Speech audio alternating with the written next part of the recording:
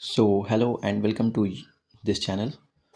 हम यहाँ पे इस वीडियो में 5, 6 एंड 7 नंबर क्वेश्चंस तीनों एक साथ ही देखेंगे। ओके।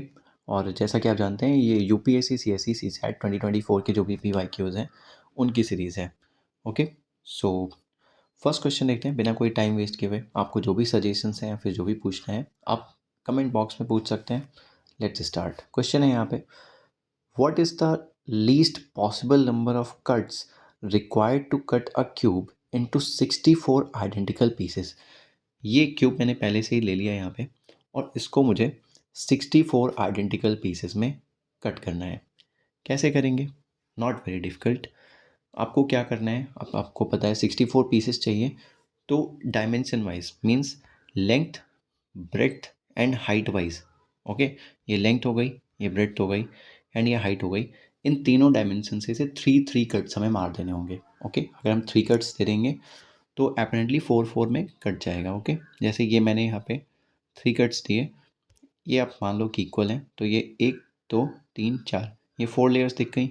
अब मैं ऊपर से 3 कट्स अगर लगा दूँ, ओके, तो यहाँ पे आपको ये इतना दिखने लगा। और साइड से ये मैंने हाइट वाइज एंड यहाँ पे ब्रेड्थ वाइज लगा दिया। हमें नीचे जो लेंथ वाइज है यहाँ से भी ऐसे 3 कट्स मारने होंगे।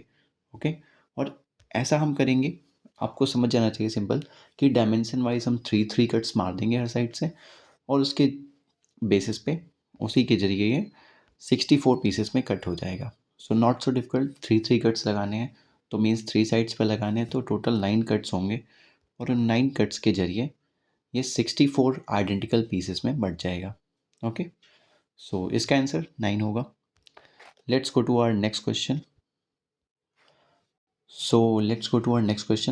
ये रहा हमारा नेक्स्ट क्वेश्चन जहाँ पे पूछा है, इन द एक्सप्रेशन 5 4 3 2 1, स्टार बीच में दिया है, कोई भी हम अपने अकॉर्डिंग साइन लगा सकते हैं, इस चूज एंड फ्रॉम। और ये साइन जो हमें चूज़ करना है प्लस माइनस और मल्टीप्लाई से चूज़ करना है, और ईच एट मोस्ट 2 टाइम्स, किसी भी एक साइन को हम मैक्सिमम 2 टाइम्स ही ले सकते हैं।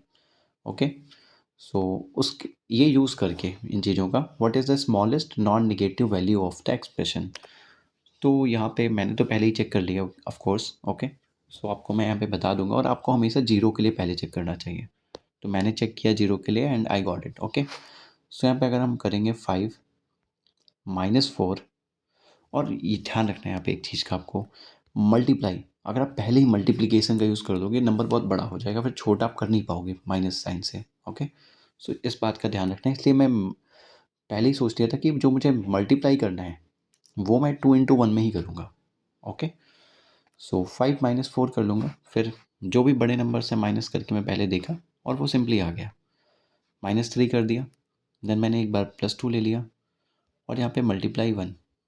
ओके, सो यहाँ पे मैंने लास्ट में 1 ले लिया। अब यहाँ पे क्या होगा, 2 × 1 आपको पता है ये पहले से ही 2 हो जाएगा। ओके, और ये 4 और 3 दोनों माइनस होकर -7 हो जाएंगे, और ये +5 था आगे, सो 5 और ये 2 और ये -7 सब मिलके 0 आ जाएगा। ओके, सो ये भी काफ़ी इजी क्वेश्चन था। नेक्स्ट क्वेश्चन पे चलते हैं। अभी तक आप जैसा कि देख रहे हैं, मैं एक्चुअल में क्वेश्चन को पहले देख लेता हूँ, क्वेश्चन क्या पूछ रहा है उसके अकॉर्डिंग। कोई मैं अपनी वो फॉर्मूले वगैरह ज़्यादा लगाने में बिलीव नहीं रखता यहाँ पे।